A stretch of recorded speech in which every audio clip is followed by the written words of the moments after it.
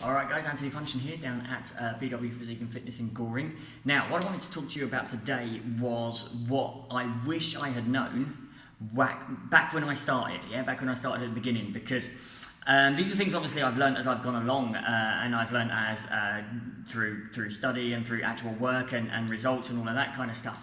And hopefully, if I can tell you these kind of my top 3 things which I wish I'd known now, and you can learn them now, it will save you time if you're making any of the same mistakes.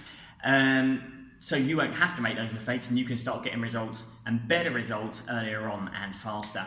So tip number one, the biggest thing I wish I'd known when I started was that working out longer doesn't equal better, Doing more doesn't mean better results. And we have this kind of mentality that if a certain amount of something is good, then more of it must be better, So for example, if working out for 20 minutes is good, then working out for 30 must be better, working out for 45 must be better than that, working out for 60 must be even better, and so on and so forth. Which simply isn't true. And the problem that we have with that, there's a couple of problems. First of all, it can create what we call overtraining, i.e. we can train too much and then our body can't recover properly and it will stop getting the results that you want because it can't cope with the stress of working out consistently like that. But the other thing is it creates a barrier. If you have to work out for like an hour all the time, for example, or even 45 minutes sometimes, you're going to look at that some days, and some days when you really don't feel like working out, you're going to look at that and think, do I really want to do an hour? On the other hand, if you have to work out for 20 minutes or half an hour, you're much more likely to do that.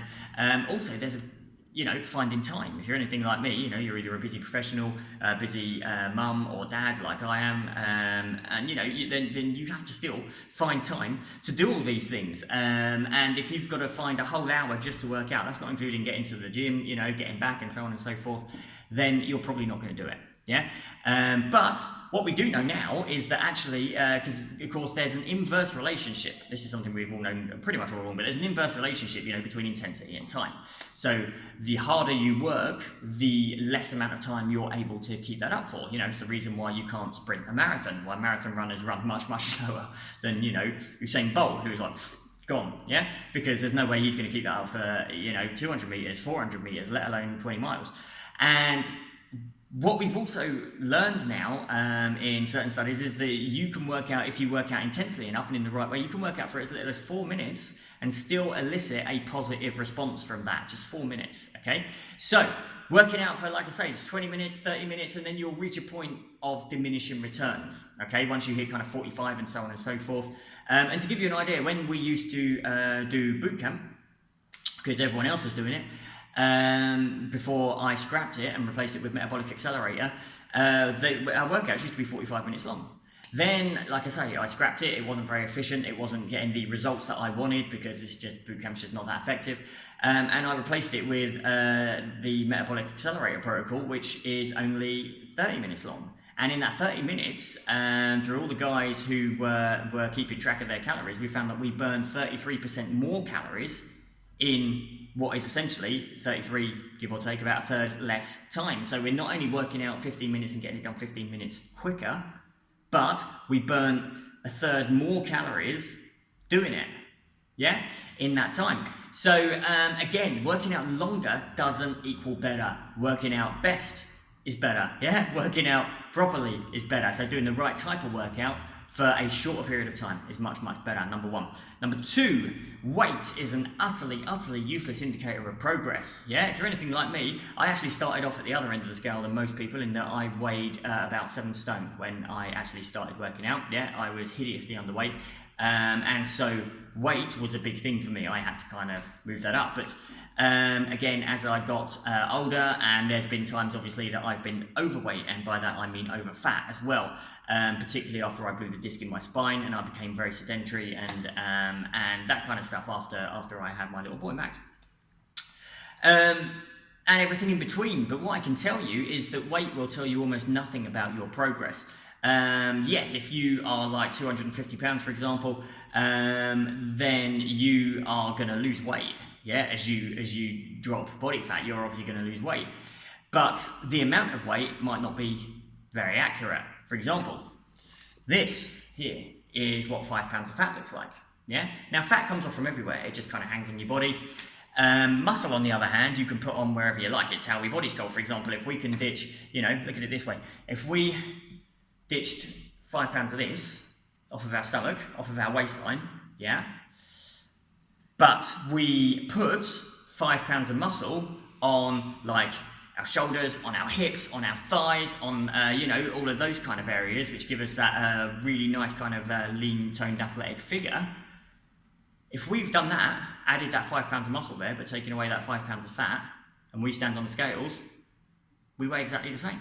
Yeah, we've done nothing. As far as we're concerned, we've made no progress if we're worried about your weight. You can get kicked out of slimming clubs for that kind of thing, probably. When you go in there and you just stand on the scale and Marjorie's lost 10 pounds and you've lost nothing, yeah? But it turns out Marjorie's actually lost like 6 pounds of muscle and only 4 pounds of fat, and everyone's going, yeah, good job Marjorie, you've done so well.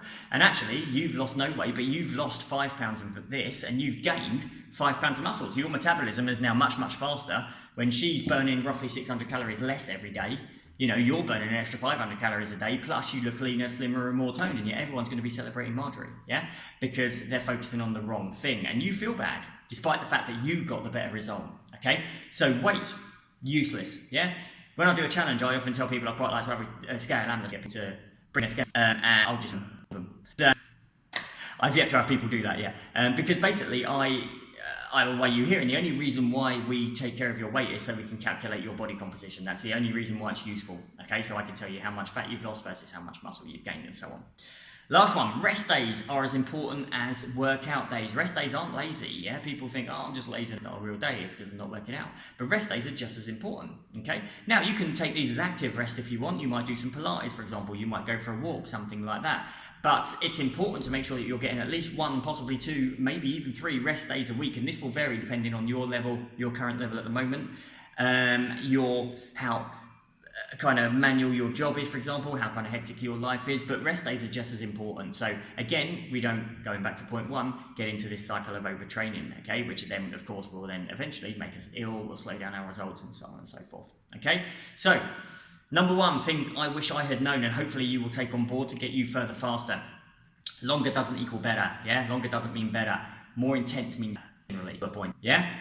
And weight is a useless indicator, swearing at you there, weight is a useless indicator of progress, okay?